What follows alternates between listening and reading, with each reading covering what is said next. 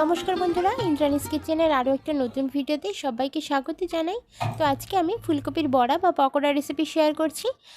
তো সবথেকে সহজ উপায় এবং অল্প সময়ের মধ্যে কিভাবে বানিয়ে নেওয়া যায় তার একটা দুর্দান্ত প্রসেস দেখাচ্ছি।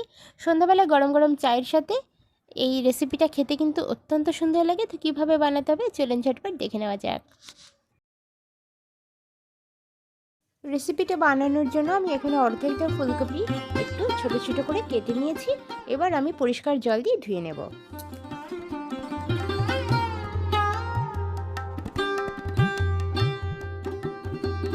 ফুলকপিগুলো পরিষ্কার পরিচ্ছন্ন জল দিয়ে ধোয়া হয়ে গিয়েছে। এবার আমি সরাসরি কড়াইয়ের কাছে চলে যাচ্ছি। কড়াইতে পরিমাণ মতো জল আগে থেকে আমি অ্যাড করে দিয়েছি। আর জলটা দেওয়ার পরে সামান্য পরিমাণ হলুদের গুঁড়ো আর দিয়ে দিচ্ছি সামান্য পরিমাণ নুন আর হলুদের গুঁড়োটা দেওয়ার পরে এর মধ্যে আমি ফুলকপিটাকে অ্যাড করে দেব। আমি এখনও গ্যাসের ফ্লেমটাকে অন করিনি। তো নুন আর হলুদটা দেওয়ার পরে ফুলকপিটাকে দেওয়ার পরেই আমি কিন্তু গ্যাসের ফ্লেমটাকে অন করব।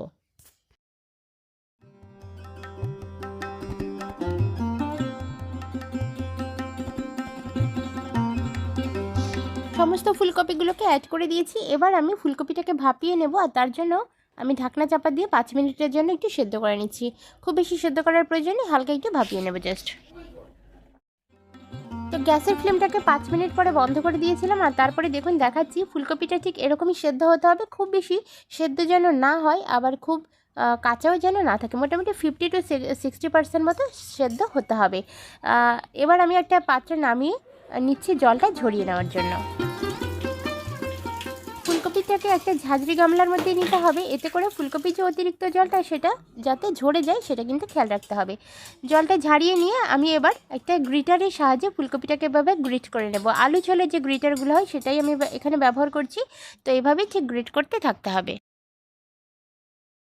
ফুলকপির বড়া বা পকোড়া বানানোর অনেক রকম পদ্ধতি রয়েছে, তার মধ্যে আজকের যে পদ্ধতিটা আমি আপনাদের সাথে শেয়ার করছি এটা এইভাবে বানালে ফুলকপির পকোড়া খেতে কিন্তু সবথেকে বেশি টেস্টি হয়।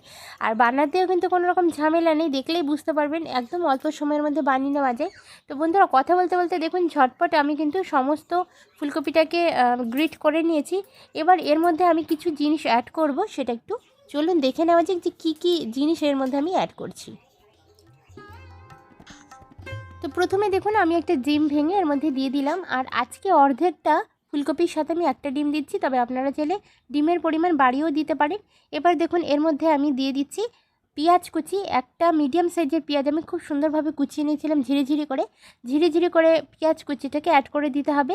পেঁয়াজ কুচিটা দেওয়ার পরে এর মধ্যে আমি বেশ কিছুটা লঙ্কার কুচি অ্যাড করে দিচ্ছি ঝালের জন্য।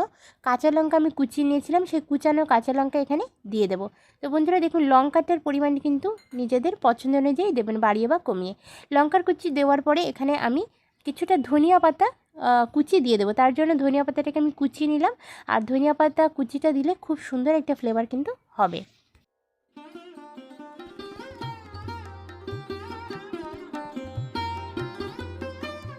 এবার এখানে কিছু গুঁড়ো মশলা আমি ব্যবহার করছি। তো তার জন্য প্রথমে দিয়ে দিচ্ছি হলুদের গুঁড়ো, তারপরে ধনিয়ার গুঁড়ো অ্যাড করে দিচ্ছি।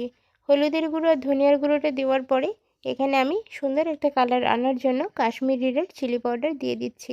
কাশ্মীরি রেড চিলি পাউডারটা দিলে খুব সুন্দর একটা কালার আসে, এটাতে কিন্তু ঝাল হয় না। তো পরিমাণ মতো কাশ্মীরি রেড চিলি পাউডার দিয়ে দিলাম। এখানে যে গুঁড়ো মশলাগুলো ব্যবহার করলাম সবই কিন্তু 1/4 টেবিল স্পুনের মতো, খুব বেশি গুঁড়ো মশলা দেওয়ার কিন্তু প্রয়োজন নেই। সমস্ত জিনিসগুলোকে একটা চামচের সাহায্যে প্রথমে একটু মিশিয়ে নেব। প্রথম ধাপের এই উপকরণগুলো খুব ভালোভাবে মিশিয়ে নেওয়ার পরে এখানে আমি অ্যাড করে দিয়েছি চালের গুঁড়ো। এখানে প্রায় 3 থেকে 4 টেবিল স্পুন পরিমাণ চালের গুঁড়ো অ্যাড করে দিলাম। চালের গুঁড়ো দিয়ে যদি ফুলকপির পকোড়াগুলো ভাজা হয় সেক্ষেত্রে খুব সুন্দর মুচমুচে তৈরি হবে। একই সাথে আমি বাইন্ডিংয়ের জন্য 3 to 4 টেবিল স্পুন পরিমাণ দিয়ে দিচ্ছি কর্নফ্লোর। কর্নফ্লোরটা আমি দিচ্ছি বাইন্ডিংয়ের জন্য, মানে জিনিসগুলো যাতে খুব সুন্দর টাইট হয়ে থাকে তার জন্য। আর এখানে সামান্য পরিমাণ নুন আর সামান্য পরিমাণ জিরের গুঁড়ো আমি অ্যাড করে দিচ্ছি। এই কটা জিনিস দিয়ে খুব ভালোভাবে আরও একবার মিশিয়ে নেব। তবে আপনাদের সুবিধার জন্য আরেকবার আমি বলে রাখি, এখানে আপনারা বাইন্ডিংটা বা জিনিসটা যাতে খুব ভালোভাবে মিশে যায় বা টাইট ভাবে থাকে, সেই জন্য কিন্তু এখানে আপনারা চাইলে ময়দাও ব্যবহার করতে পারেন। ময়দাটা দিলে জিনিসটা কিন্তু খুব সুন্দরভাবে বাইন্ডিংটা হবে। এছাড়া আপনারা বেসনও ইউজ করতে পারেন। সমস্ত উপায়গুলো আমি বলে দিচ্ছি বাইন্ডিংয়ের জন্য কি কি ইউজ করা যায়। আপনাদের পছন্দ মতো যে কোনো জিনিস আপনারা এখানে ব্যবহার করতে পারেন। তো দেখুন জিনিসটা কিন্তু খুব বেশি টাইট বা খুব বেশি নরম হলে হবে না। আমি ঠিক যেরকমভাবে বানিয়েছি এরকমভাবে আপনারা বানিয়ে নেবেন। এরপরে আমি কড়াই গরম করে নিচ্ছি। কড়াইটা গরম হয়ে যাওয়ার পর সেখানে আমি অ্যাড করে দিচ্ছি পরিমাণ মতো তেল। আজকে কিন্তু পকোড়াগুলো আমি ডুবো তেলে ভাজবো না, আমি এখানে 3 থেকে 4 টেবিল স্পুন পরিমাণ তেল অ্যাড করে দিচ্ছি, আর তার মধ্যে কিন্তু পকোড়াগুলো ভেজে নেব। তবে আপনারা চাইলে এখানে ডুবো তেলেও পকোড়াগুলো ভেজে নিতে পারেন, সেক্ষেত্রে আপনারা বেশি করে তেল এখানে অ্যাড করে দেবেন। আমি 3 থেকে 4 টেবিল স্পুন পরিমাণ তেল ভালোভাবে গরম হয়ে যাওয়ার পরে পকোড়াগুলোকে এভাবে গোল গোল শেপ করে দিয়ে দেবো। পকোড়াগুলো যে ধরনের শেপ আপনারা দিতে চান সেই শেপটাই এখানে আপনারা হাত দিয়ে বানিয়ে দিয়ে দেবেন। আমি নর্মালি একটা গোল ধরনের যে পকোড়াটা হয় সেটাই কিন্তু বানিয়ে দিচ্ছি। সমস্ত পকোড়াগুলোকে তেলের ওপরে প্রথমে দিয়ে দিচ্ছি। ফুলকপির পকোড়া ভাজার জন্য ডুবো তেলে না হলেও অসুবিধা হয় না, এইভাবে 3 থেকে 4 টেবিল স্পুন তেল দিয়েও কিন্তু খুব সুন্দরভাবে পকোড়া ভেজে নেওয়া যায়। আমি সমস্ত পকোড়াগুলো দিয়ে দিয়েছি, এবার একটা পিঠ প্রথমে ভেজে নেব। ফুলকপির বড়া বা পকোড়াগুলোর একটা পিঠ ভাজা হয়ে গিয়েছে, এবার আমরা অপর পিঠটা উল্টিয়ে দিয়ে ভেজে নেব। তো একটা পিঠ ভাজা না হওয়া পর্যন্ত কিন্তু অপর পিঠটা উল্টানো যাবে না। তো দেখুন বন্ধুরা, সুন্দরভাবে অপর পিঠটা আমরা উল্টিয়ে নিয়ে ভেজে নেব। আর সন্ধ্যাবেলায় গরম গরম চা বা কফির সাথে পকোড়াগুলো খেতে খুবই ভালো লাগে। তো একবার হলেও সন্ধ্যাবেলায় এই শীতের সিজন থাকতে থাকতে রেসিপিটা বানিয়ে খাবার অনুরোধ রইল। আজকের রেসিপিটা কেমন লাগলো কমেন্ট সেকশানে জানাতে ভুলবেন না। ভালো লাগলে অবশ্যই একটা লাইক করার অনুরোধ রইল। আর এরকমই নতুন নতুন রেসিপি দেখার জন্য চ্যানেলটাকে সাবস্ক্রাইব করে বেল আইকন এবং নোটিফিকেশন অল করে রাখার অনুরোধ রইল। আজকের রেসিপিটা এই পর্যন্ত। দেখা হচ্ছে নতুন ভিডিওর সাথে। ততক্ষণের জন্য সকলে খুব ভালো থাকুন, সুস্থ থাকুন।